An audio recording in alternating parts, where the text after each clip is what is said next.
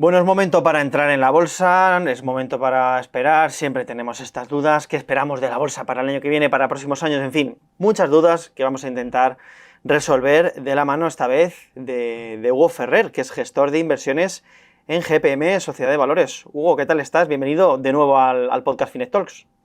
Muchas gracias, Antonio. Pues estupendamente, como siempre, al lío de los mercados y viendo las cosas que ocurren. Bueno, antes de nada, ya sabéis lo que os suelo comentar, lo que solemos comentar en todas las entrevistas, que todo lo que hablemos por aquí, pues no ningún tipo de recomendación de inversión, que la inversión contiene riesgos y rentabilidades pasadas no garantizan futuras. Esto siempre está bien recordarlo. Y bueno, antes de preguntarte un poco por cómo lo ves, cuál es tu visión acerca de la bolsa, querría, pues eso, preguntarte, para quien no te conozca, ¿quién es Hugo Ferrer? Preséntate en unos segunditos. Bueno, pues yo siempre he sido un gestor de inversiones alternativas, que son tipos de estrategias descorrelación. No es el típico buy and hold, comprar y mantener, con todo lo bueno y todo lo malo que eso tiene, ¿no? De buscar descorrelación con el mercado y eso hago en gestión de patrimonio inmobiliario, sociedad de valores. Y luego también dirijo el club bursátil confidencial, que sobre todo, pues, análisis y enseñar a la gente a entender el ciclo económico bursátil. Y básicamente, pues eso, y supongo que una de las personas que más habla a nivel macro de los mercados de la economía en España, entiendo. Genial, pues ya digo, te traemos un poco para ver un poco cuál es tu visión macro, tu estilo de gestión se enfoca más allá, ahora te preguntaré un poquito más acerca de ello, pero querría saber un poco, ya digo, cuál es tu visión ahora mismo de mercados. La última vez que te pasaste por el podcast, si mal no recuerdo, fue por finales de 2022, después de aquel mazazo, aquella leche que nos dieron los mercados. Entonces, por aquel entonces nos comentaste que las probabilidades de que el mercado subiera eran altas y que el mercado tiende a subir cuando la inflación tiende a bajar. Pues bueno, el tiempo más o menos, digamos que te ha ido dando la razón. Casi 2 años después, ¿cuál sería ahora tu visión exacta? ¿Estamos en ese punto todavía? Bueno, mi análisis desde el cierre del mes de noviembre de 2022 era que una nueva tendencia alcista había nacido en bolsa, hablamos del mes anterior, por dos razones. Porque técnicamente una nueva tendencia se estaba configurando y una vez que nace una tendencia probablemente las probabilidades son que continúen. Y también porque desde el punto de vista macro la inflación se estaba moderando y esa era la principal preocupación del mercado y por tanto el que mejorase en los términos en los que definía entonces era un factor muy a favor de que la tendencia continúe. ¿Qué ocurre a día de hoy hablando de la bolsa? ¿No? Llevo montado en la misma tendencia alcista pues, cumplimos justo, vamos a cumplir ahora 2 años. Mi idea es la misma, estamos en un mercado alcista. Ahora ya la inflación, nadie por supuesto puede saber si volverá como sorpresa, ¿no? Siempre se dice eso, pero en mi opinión, viendo los datos y entendiendo que el análisis de la inflación es lo más complicado que hay a nivel macro, creo que la inflación la hemos dejado atrás, que hemos vuelto al mundo desinflacionario anterior, pero que estamos en una tendencia alcista sólida y aunque ha habido muchas alarmas macro, eh, muchos indicadores que históricamente han sido muy utilizados por los analistas y por los inversores para determinar que está comenzando una recesión, parece ser que estamos en un ciclo extraordinariamente diferente, probablemente por los altísimos déficits fiscales que está viendo los Estados Unidos, lo cual es como imprimir dinero y es un gran impulso. Así que esa es mi idea. La diferencia, seguimos en un mercado alcista. La diferencia con hace 2 años es que creo que estamos en un mercado, no soy capaz de hablar de burbuja claramente, pero como el año 2000, porque no es el caso, no estamos ante ese tipo de empresas vacías, pero sí creo que estamos ante un mercado caro, como pudo ser el de las Nifty 50, las maravillosas 50, a finales de los 60 y 70. ¿Qué crees esto decir a corto plazo a un año vista? Nada, porque las valoraciones y el mercado, lo que haga el mercado a un año vista, no hay relación ahí. Soy alcista, por tanto.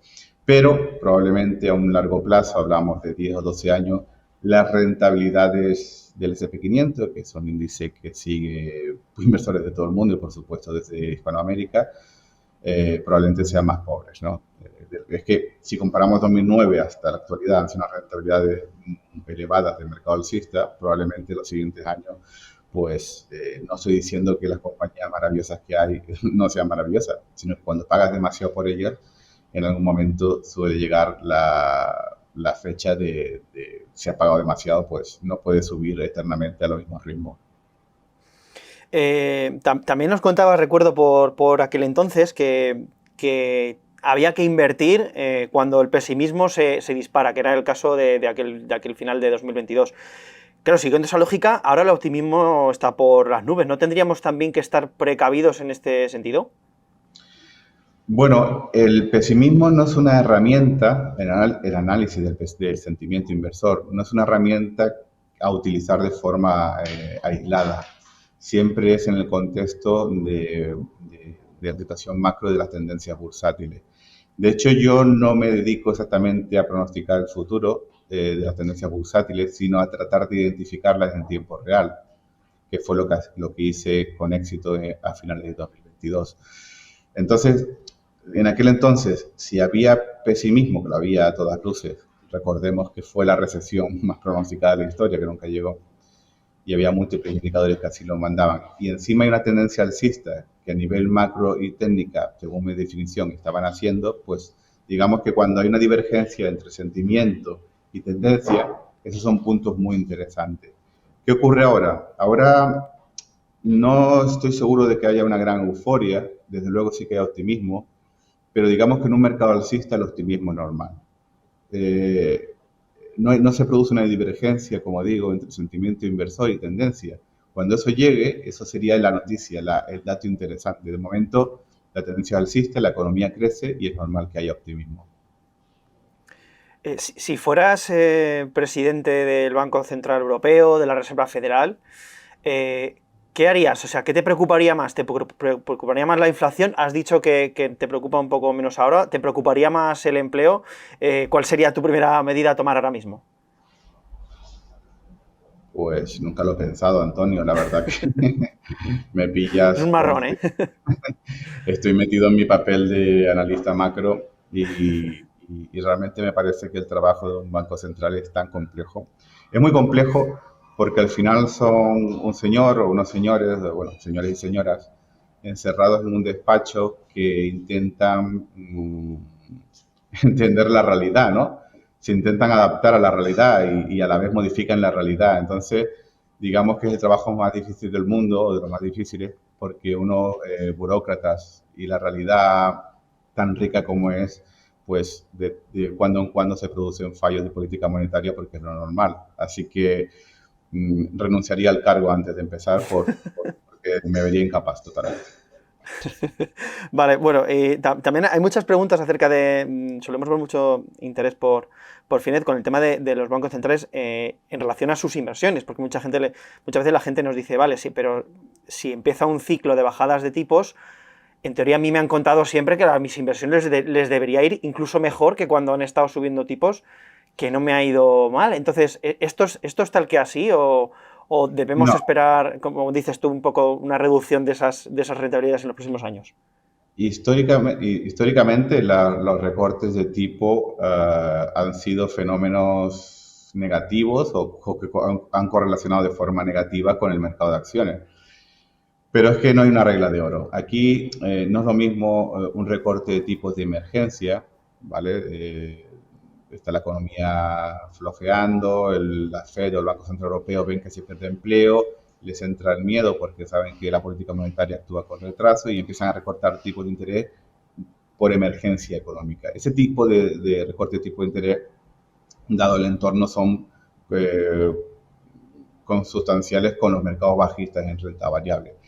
Pero el recorte de tipos, ya que hemos empezado a ver en el mundo occidental, es diferente, porque no viene no es una emergencia, no son recortes de tipos de emergencia porque la economía esté fallando o así no se percibe, ¿no?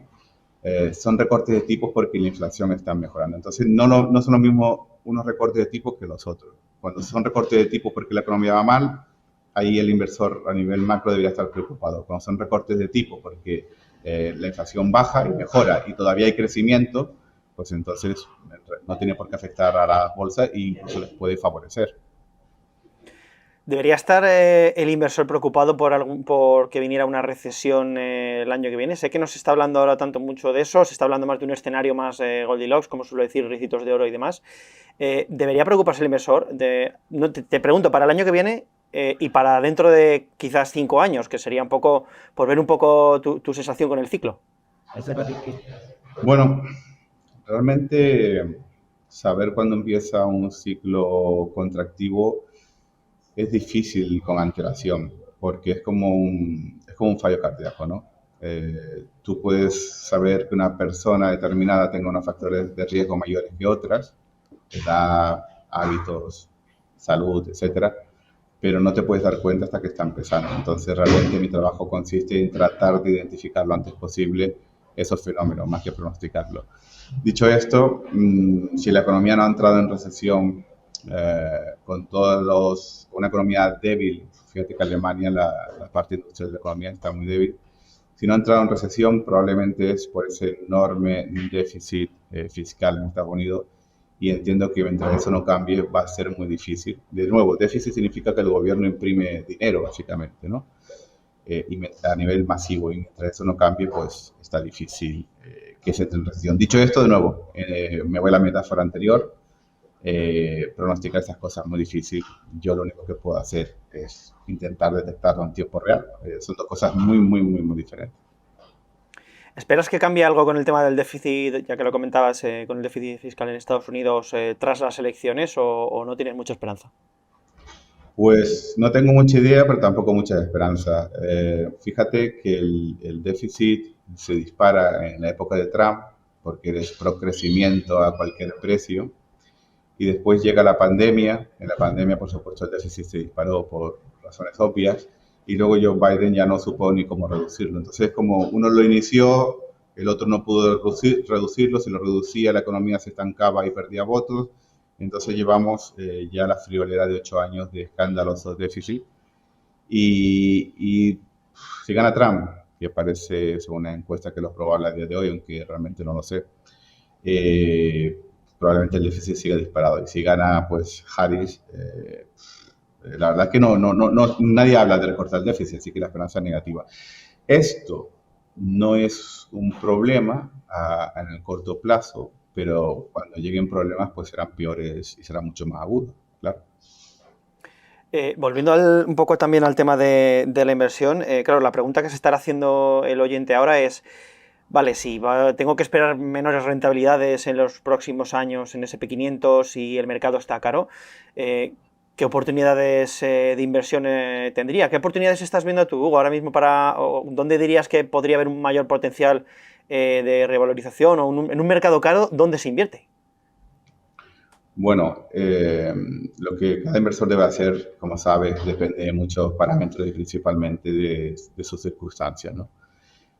Pero, hombre, una cosa es que la bolsa americana esté cara, y otra cosa es que la bolsa mundial no esté tan cara. Así que realmente una inversión indexada a nivel mundial, pues para el que tiene tiempo, horizonte y capacidad de reinvertir, seguir invirtiendo, pues no debería ser una mala opción, ¿no? Dicho esto, a mí el instrumento que me parece que está en un mercado en una tendencia secular es especial, es el oro. El oro rompió su relación con los tipos de interés reales de Occidente, es decir, de Estados Unidos.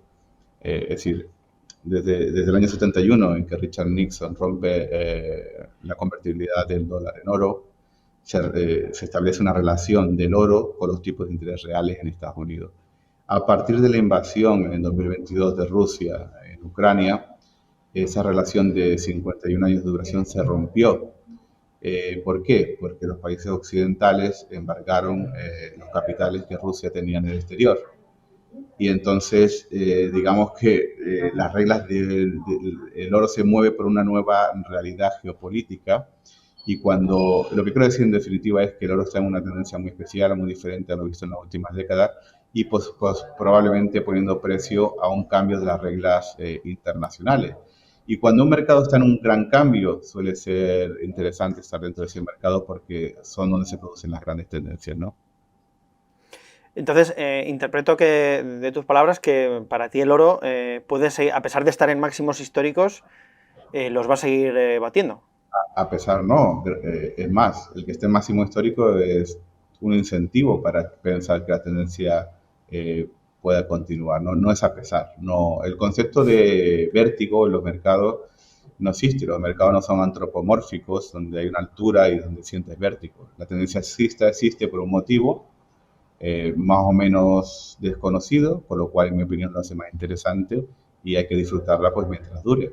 Y en mi opinión estamos en un cambio de paradigma geopolítico internacional, donde los países no alineados están tratando de establecer un sistema financiero paralelo o no influido por Occidente, y probablemente el oro está en tendencia alcista gracias a ello. Los bancos centrales a nivel mundial están disparados comprando oro. Hay algo que está ocurriendo que sospechamos de forma abstracta más o menos lo que es, pero que en definitiva se resume en las reglas de juego están cambiando.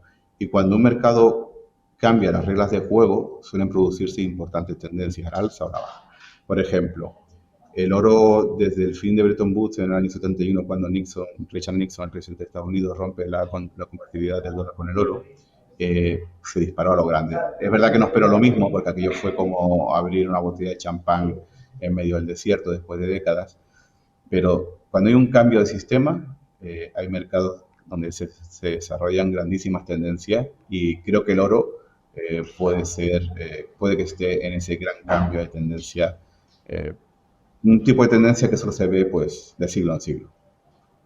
Y más allá del oro, ¿qué tendencias a medio y largo plazo estás empezando a detectar que digas, el mercado no está hablando de esto o no se está poniendo en precio lo suficiente? Más allá del oro, ¿qué tipo de tendencia verías?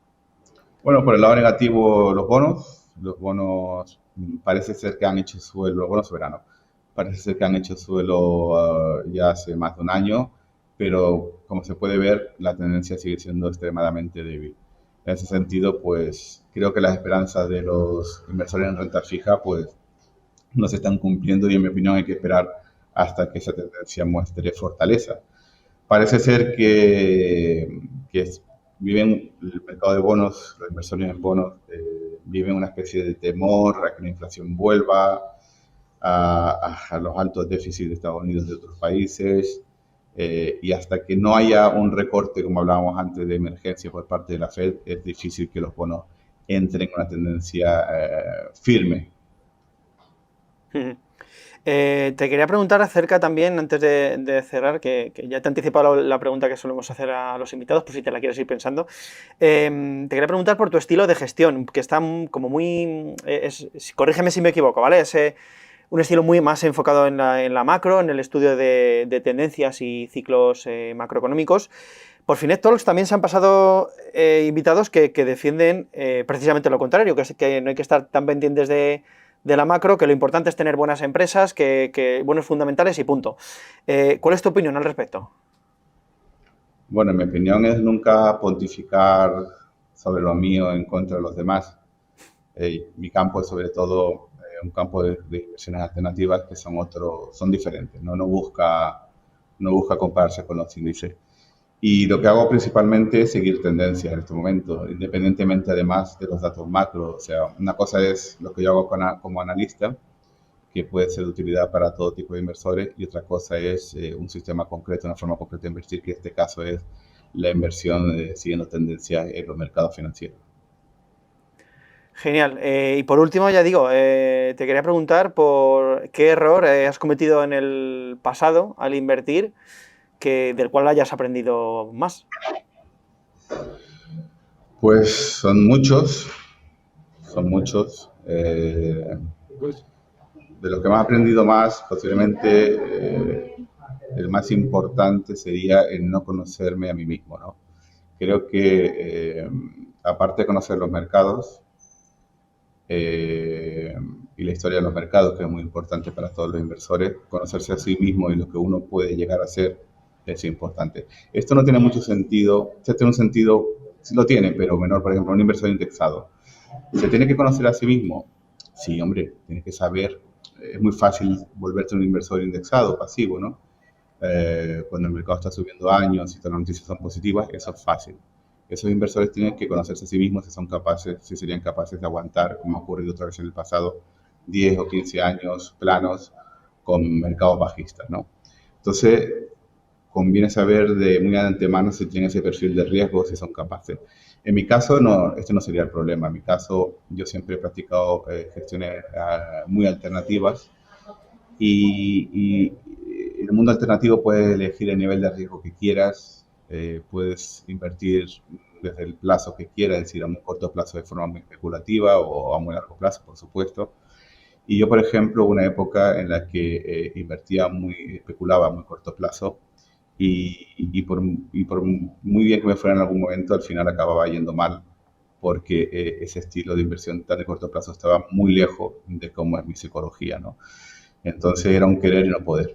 Entonces, digamos que la principal cosa que creo que un inversor tiene que hacer es conocerse a sí mismo de forma profunda y no fácil, no fácil, ¿no? Como decía Nietzsche, el ser humano no está expuesto en una vitrina que pueda observarse a sí mismo, sino que estamos ocultos a nosotros mismos y por tanto es extraordinariamente difícil. Pero es importantísimo y entiendo que en todos los campos de la vida conocerse a sí mismo de forma profunda y ser humilde, de esperar a que haya validación para entender que puede hacer algo, eh, entender que el mundo es complicado, que no todo el monte es orégano, en fin, conocerse a sí mismo es una de las grandes cosas, una de las cosas más difíciles que se puede hacer, pero también de las más importantes, sin duda. ¿Vale? Es de las más difíciles porque además no somos nosotros mismos todo el rato, todo el tiempo de una determinada manera, sino que es que encima nuestra mentalidad va cambiando dependiendo un poco de factores internos nuestros y externos. O sea que muy importante, muy importante este detalle y sobre todo ir adaptándonos también a nuestro perfil de riesgo conforme vayamos viendo pues un poco cómo nos vamos sintiendo en cada momento. Hugo, ha sido un placer tenerte por aquí como siempre y espero que no vuelva a pasar otro año y medio para que te pases por aquí y te tengamos un poquito más pronto. Cuando quiera. Muchas gracias, Antonio, por tenerme aquí en Finex. Y nada, vosotros lo que os comentamos siempre, si os ha gustado esta interesante charla que hemos tenido con Hugo, dejarnos un me gusta por ahí, de contarnos en comentarios qué os ha parecido y nos vemos la siguiente semana con otra entrevista en Finet Talks.